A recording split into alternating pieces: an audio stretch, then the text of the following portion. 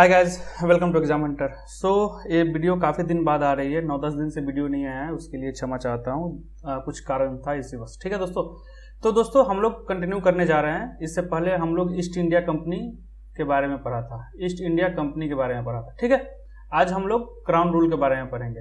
अब पढ़ने से पहले थोड़ा बैकग्राउंड समझो। ठीक है, हमने क्या पढ़ा था कि दोस्तों ईस्ट इंडिया कंपनी 1600 के आसपास आया था। ठीक है, और कब तक रूल किया दोस्तों? 1947 तक रूल किया। ठीक है, तो इसके बीच में बहुत सारे ऐसे डेवलपमेंट हुए, बहुत सारे ऐसे एक्ट पास किए गए जो ईस्ट इंडिया कंपनी को रेगुलेट कर सके, एज वेल एज इंडिया पर अपना कंट्रोल जमा सके। ठीक है, तो दोस्तों जो एक्ट पास हुआ ना, उसका इन्फ्लुएंस हमारे संविधान पर दोस्तों काफी पड़ा। ठीक है, हमारा जो संविधान बना, हमारा जो कॉन्स्टिट्यूशन बना, उस पर इसका काफी पड़ा। ठीक है, अगर आप देखोगे तो लक्ष्मीकांत उठाओगे पॉलिटी वाला, तो उसका फर्स्ट चैप्टर है दोस्तों। फर्स्ट चैप्टर क्या है? Historical development. ठीक है ना, उसको हम लोग कर रहे हैं। इससे पहले ऑलरेडी हमने क्या पढ़ा था दोस्तों? 1773। सबसे पहला एक्ट कब आया? रेगुलेटिंग एक्ट 1773 में आया। उसके बाद आया 1781, 1784, 1793, उसके बाद 1813, 1833 और 1853। ठीक है, तो ये सब हमने पढ़ लिया है। अगर आप नहीं देखे होंगे दोस्तों, तो इस चैनल पर जो प्ले लिस्ट है इसका पॉलिटी का, उसमें जाके आप इसको देख सकते हैं। उसमें आपको पूरे कंसेप्ट क्लियर हो जाएंगे। ठीक है, तो अगर देखोगे दोस्तों तो 1773 से जनरली ईस्ट इंडिया कंपनी तो 1600 में आ गया था, लेकिन क्या था कि वो धीरे धीरे अपना व्यापार बिजनेस फैलाना स्टार्ट किया था और धीरे धीरे इंडिया को कंट्रोल करना स्टार्ट किया था। लेकिन ईस्ट इंडिया कंपनी में कुछ ऐसे ऑफिसर्स थे जिसके कारण काफी करप्ट हो गए थे, जिसके कारण सबसे पहली बार ईस्ट इंडिया कंपनी को रेगुलेट करने के लिए ब्रिटिश पार्लियामेंट ने एक एक्ट पास किया जिसको नाम है रेगुलेटिंग एक्ट ऑफ 1773। ध्यान रखिएगा, ईस्ट इंडिया कंपनी 1757 तक इंडिया को कंट्रोल किया, लेकिन अंडर द कंट्रोल ऑफ किसका? British parliament. ठीक है, तो 1773 में एक एक्ट पास किया गया। ठीक है ना, क्यों? क्योंकि जो बुराइयां थी, जो कमियां थी ईस्ट इंडिया कंपनी में, ईस्ट इंडिया कंपनी को रेगुलेट करने के लिए, और धीरे धीरे एक्ट पास करते गया और उसका एफिशिएंसी इंप्रूव करते गया। लेकिन 1853 में लास्ट एक्ट पास किया गया। ठीक है, लेकिन फिर क्या हुआ कि 1857 में एक ऐसा एक्ट हो गया जिसको बोलते हैं 1857 का विद्रोह, फर्स्ट वॉर ऑफ इंडिपेंडेंस। ठीक है, तब ब्रिटिश पार्लियामेंट को लगा कि नहीं, ये गलत है, ईस्ट इंडिया कंपनी के अंदर अब इंडिया का कंट्रोल नहीं होना चाहिए। तो ब्रिटिश पार्लियामेंट ने क्या करा दोस्तों कि ईस्ट इंडिया कंपनी का रूल को छीन लिया, अपने अंदर कर लिया, मतलब ब्रिटिश क्राउन के अंदर आ गया। अब इंडिया किसके कंट्रोल में आ गया? ब्रिटिश क्राउन के। पहले क्या था देखो, अब यहाँ पर पहले था कि इंडिया ईस्ट इंडिया कंपनी के कंट्रोल में था। ईस्ट इंडिया कंपनी किसके कंट्रोल में था? ब्रिटिश पार्लियामेंट के कंट्रोल में था, या आपको बोल सकते हो ब्रिटिश गवर्नमेंट के कंट्रोल में था, या ब्रिटिश क्राउन के कंट्रोल में था। लेकिन क्या हुआ कि अब इसको खत्म कर दिया गया। ठीक है, पूरा इंडिया किसके कंट्रोल में आ गया? ऊपर वाले के कंट्रोल में आ गया। यहां तक क्लियर हो गया दोस्तों? तो ये बैकग्राउंड था। ठीक है, तो क्यों लाया गया? क्यों ये लाया गया क्राउन रूल? ठीक है, क्वेश्चन आ सकता है, तो आपको क्या बताना है? 1773 से 1853 तक ईस्ट इंडिया कंपनी का रूल था। फिर 1858 से 1947 तक क्राउन का रूल आ गया। तो क्यों लाया? क्योंकि वार के कारण लाया। ठीक है, तो इसके आगे जो एक्ट पास हुआ दोस्तों, उसके बारे में हम पढ़ते हैं। तो सबसे पहला जो एक्ट पास हुआ ना दोस्तों, उसको बोलते हैं गवर्नमेंट ऑफ इंडिया एक्ट 1858। ठीक है, अब देखो इस एक्ट को ये भी बोला जाता है कि good governance of India act. ठीक है ना, ये भी बोला जाता है इसे। अब इस एक्ट का क्या मतलब था? अगर ये देखोगे ना दोस्तों, तो इस एक्ट का एक ही मतलब था कि जो एडमिनिस्ट्रेशन था ना, जो एडमिनिस्ट्रेटिव सिस्टम था इंडिया में, जो ब्रिटिश कंट्रोल किया, जो एडमिनिस्ट्रेशन चला के पूरा इंडिया को कंट्रोल करता था, उसमें कुछ ना कुछ कमियां थी, तभी तो 1857 की लड़ाई हुआ। तो इस एडमिनिस्ट्रेशन को ठीक करने के लिए गवर्नमेंट ऑफ इंडिया एक्ट 1858 लाया गया। ठीक है, अब देखो इसमें क्या हुआ, ईस्ट इंडिया कंपनी को खत्म कर दिया गया। इंडिया किसके कंट्रोल में आ गया, ब्रिटिश क्राउन के कंट्रोल में आ गया। यहां तक क्लियर। देखो दोस्तों अब क्या हुआ कि फीचर्स में अगर देखोगे तो India is under the control of British crown. ठीक है, अगर आप देखोगे दोस्तों तो 1773 में गवर्नर को गवर्नर जनरल ऑफ बंगाल कर दिया गया।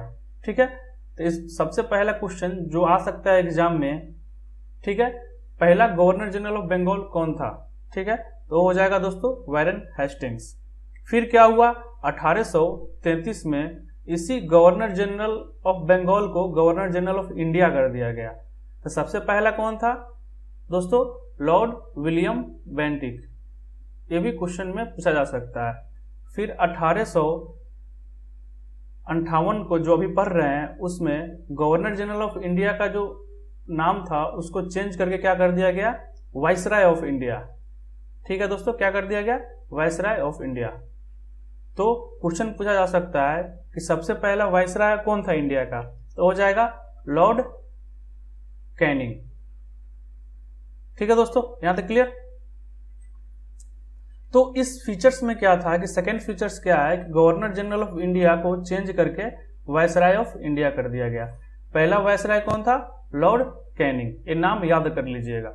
एक क्वेश्चन है जो आप कमेंट बॉक्स में करके बताइए कि 1857 में जो वार हुआ था उस समय गवर्नर जनरल ऑफ इंडिया कौन था, उसका नाम आप बताइए। ठीक है, आते हैं अगले फीचर्स की तरफ। देखो दोस्तों क्या हुआ, अगला फीचर है ना कि ड्यूल गवर्नमेंट को खत्म कर दिया गया। अब समझो होता क्या है, हमने क्या पढ़ा था, 1773 वाले एक्ट में ब्रिटिश पार्लियामेंट ने एक बॉडी का गठन करा जिसको बोला जाता है कोर्ट ऑफ डायरेक्टर।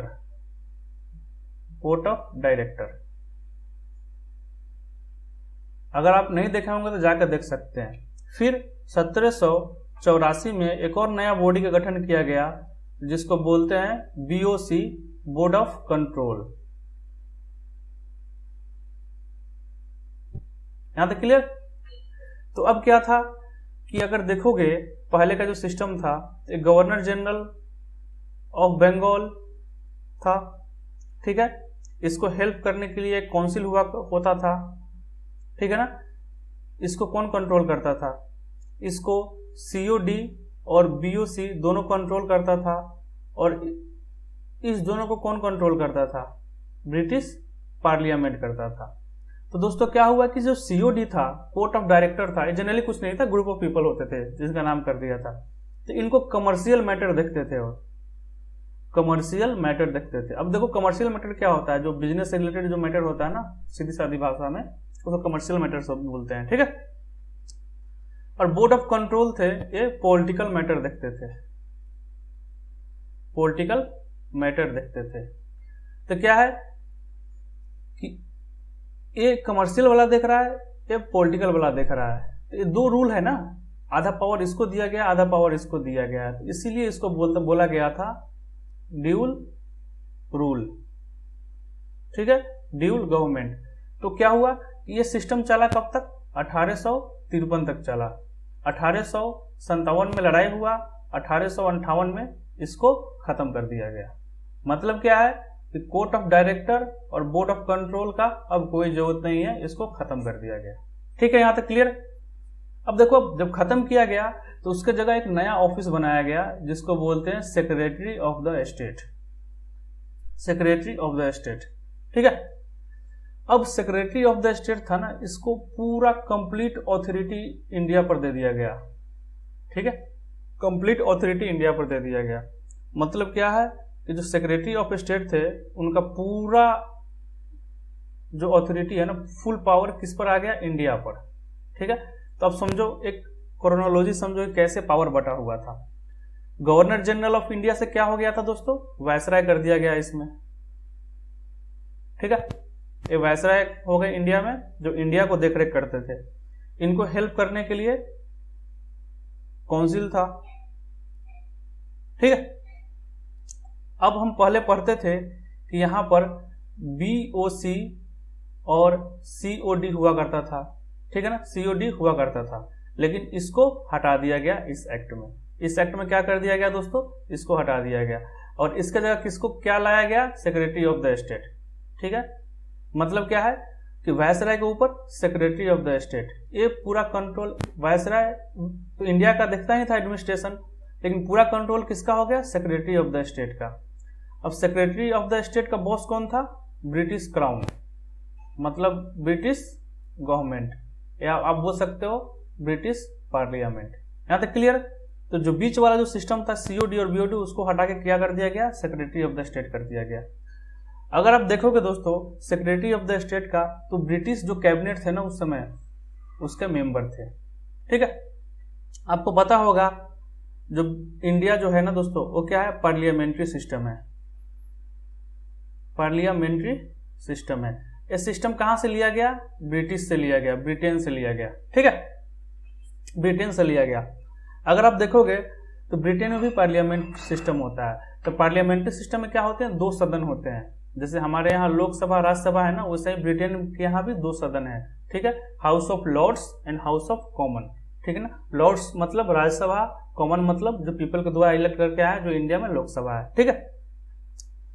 तो जो इंडिया में जो मंत्री सब होते हैं ना, वो पार्लियामेंट के मेंबर होते हैं, वैसे ही ब्रिटिश के जो मंत्री सब होते हैं ना, वो क्या होता है, ब्रिटिश पार्लियामेंट के मेंबर होते हैं।